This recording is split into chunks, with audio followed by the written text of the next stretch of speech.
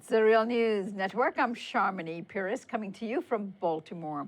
The month of May jobs report just came out, and it is a big disappointment for those looking for jobs and for ordinary people and families.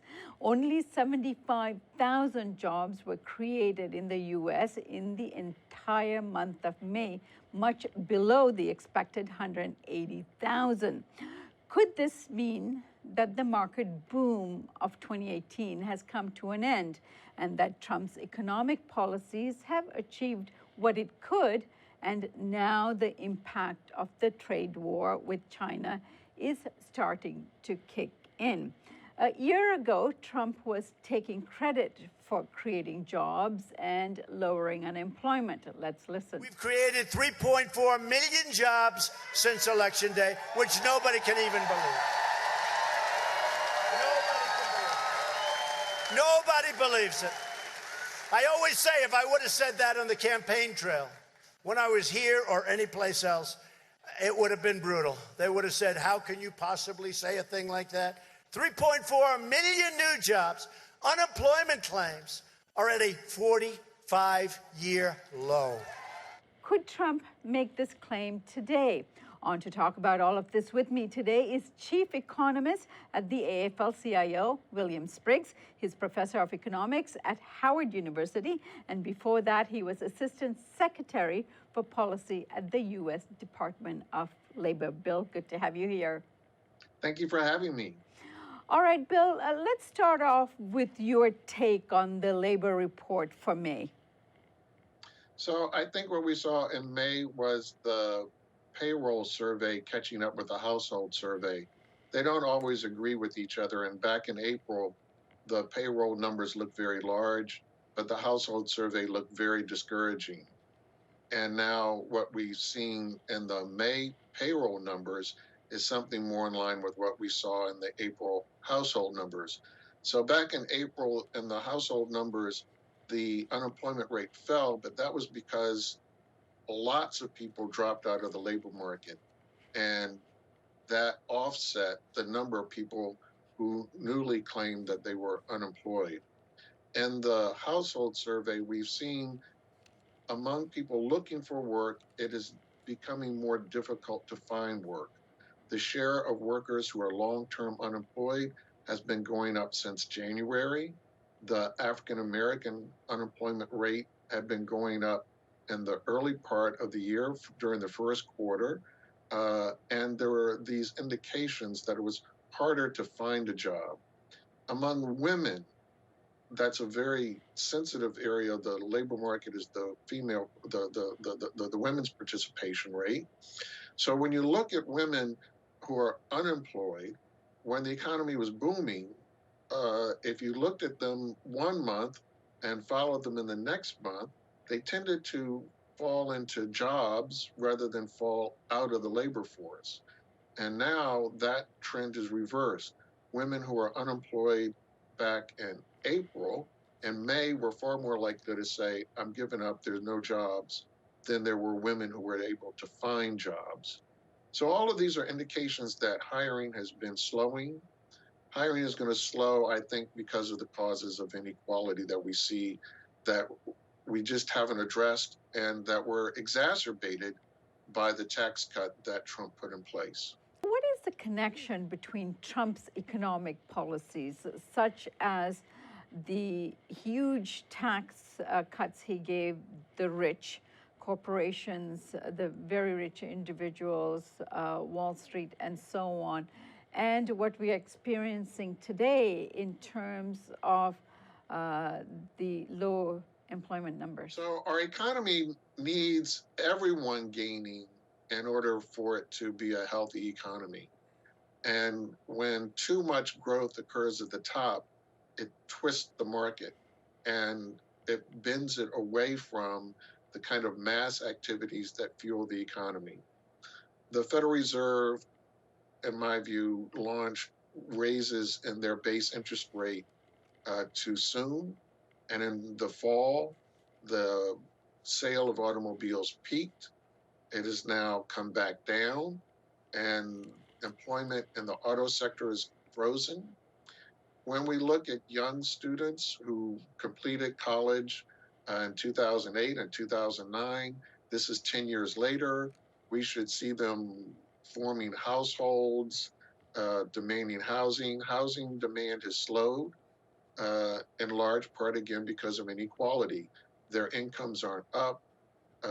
They are heavily set with debt that we put on them through withdrawing support of higher education. And so these elements of inequality slow growth. And the retail sector, the need is to have lots of people have rising income because that creates a rising customer base. And instead, what we have seen because of rising inequality is that the customer base isn't rising. The retail sector has been burdened with large amounts of debt from Wall Street speculators. And the result is that the retail sector has been very weak. Without rising customer bases, hiring in the retail sector has been falling. And, in any given month, it's a different sector. In the May report, it happened to be the clothing sector. So this weakness really comes from our high level of inequality. Bill, the current employment rate is at 3.6%, which many economists would argue that's not so bad. But listening to your assessment here, because of the inequality, it's still not good for the economy. There's no jobs. If there's no jobs, there's no purchasing power. There's no purchasing power, economy doesn't grow, or the economy isn't stimulated. So explain this unemployment rate and the inequality you're talking about. So the unemployment rate is one measure we have of labor market slack. It's a difficult measure because in order to be counted, you have to say, I'm looking for a job, I'm available for a job.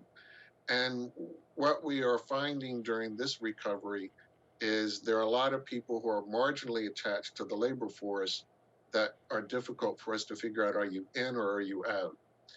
Just as an example, during the hotter part of this recovery, somewhere around the last 2 years, people who are not in the labor force, and so they're telling us we're not looking for a job.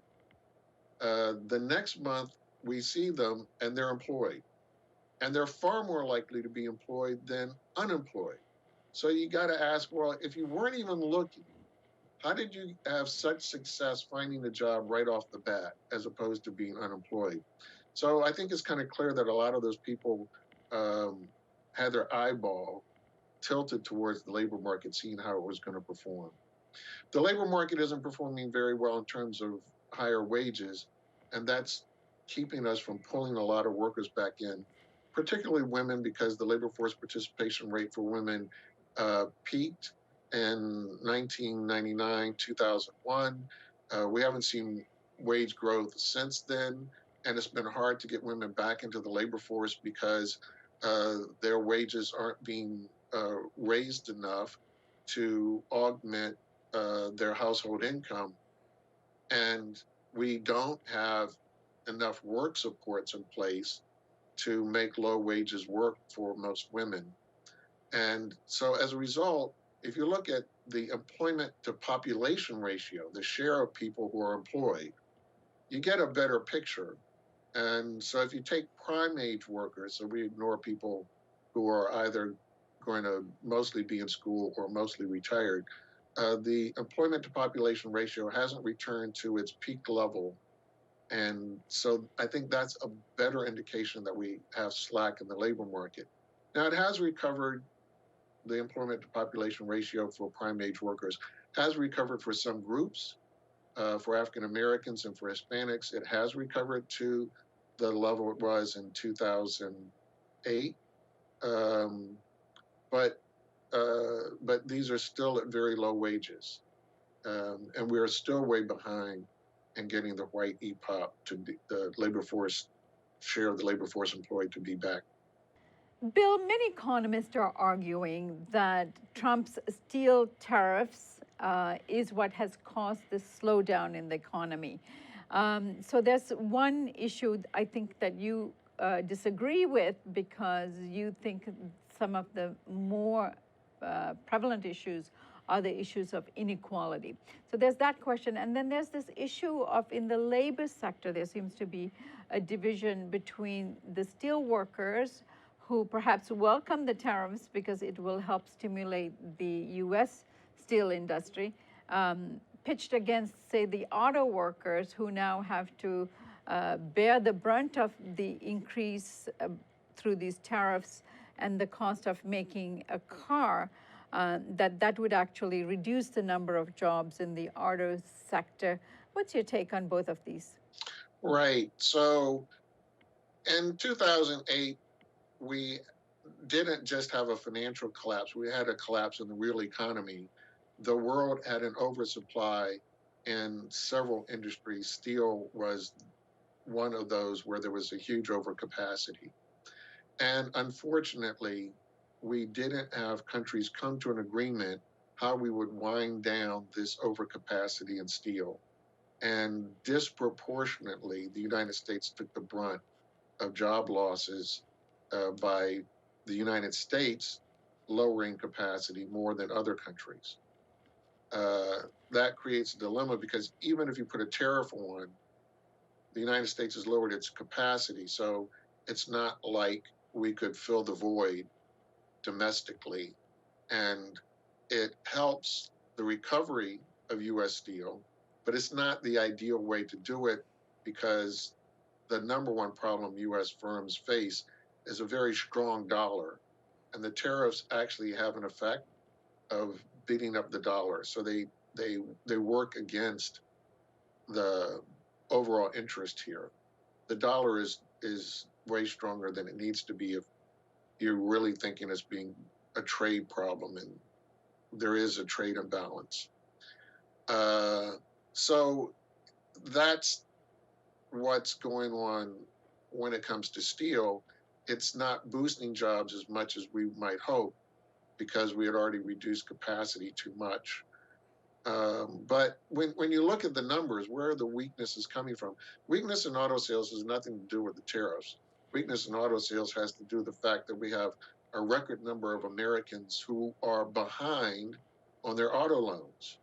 And we borrowed $1 trillion and put that debt on the household sector in order to get the auto industry back up. That was because we're not seeing incomes rise. So the weakness in the auto market has a lot more to do with not correcting the high level of inequality that we have in our country and our inability to see workers get raises. The report showed, the jobs report that came out showed that in May, wages were up 3.1% over the year. That's slower than the 3.4% we had seen in April. Both of those numbers are okay numbers, but they're not very robust. They're not the kind of wage growth that's necessary to see incomes rise at the rate they should at this level of unemployment. All right. Bill, finally, tell us some of the policies that you would try to implement under these circumstances to bridge the inequity gap, as well as obviously to create jobs here. Well, the House has before it legislation that has been introduced to raise the minimum wage to $15 an hour. That's very important for our economy. We have to get back on a footing of rising wages, and raising them at the bottom has been one of the success stories. And this has been driven by state level policy. We need it to be federal policy. And Congress has before it an act to make it easier for workers to organize. We've made it impossible for American workers to organize. And in many of our industries, the only non-union plant in the world for a particular company is in the United States. So for Nissan or Volkswagen, just as an example, these are the only non-union plants that these companies have. Americans are the only ones in the world working for several companies where they don't have a union, they can't bargain. that's a pretty sad statement on our national policy when the United States government doesn't take the side of the American worker over foreign companies. All right, to that point of organizing, recently there was a flare up when people saw the AFL-CIO budget and the number, I guess the line for organizing the unorganized sector was rather low. How do you explain that? Well, the AFL-CIO itself is the federation. Workers don't belong to the AFL-CIO. They belong to individual unions. So what the AFL-CIO as the confederation does is to help facilitate that organizing effort to make sure that the organizing is of unorganized workers, not unions poaching members from each other. So the onus of organizing workers is really something, and it is an activity that happens within the affiliates. It is something that can be aided by the AFL-CIO, and we do a lot to do that, both by fighting for policies that make it possible to organize workers. Those policies are economic policies to ensure that we push our federal authorities to full employment. It's far easier to organize workers when you're at full employment. That boosts the minimum wage for all workers. It's a lot easier to organize workers, particularly because we have so many workers in low-wage industries, if they already have a higher wage. In the United States today, there are almost as many workers in food service as in manufacturing. There are 12.8 million manufacturing workers in the United States. There are 12.1 million who work in food industries as fast food workers. So raising the minimum wage to $15 an hour affects as many workers as the entire size of the workforce for manufacturing workers. So these types of efforts that take place at the federation level, by raising wages for all workers, by ensuring full employment, and by getting information and fighting for policies that can help our affiliates, that's what happens at the federation level. All right, Bill, we'll leave it there, but this was a great analysis, and I hope you join us more often here on the Real News Network so we can keep our workers as well as our viewers informed about some of these critical issues that otherwise feel somewhat abstract for people. Thank you for joining us. Thank you for having me. And thank you for joining us here on the Real News Network.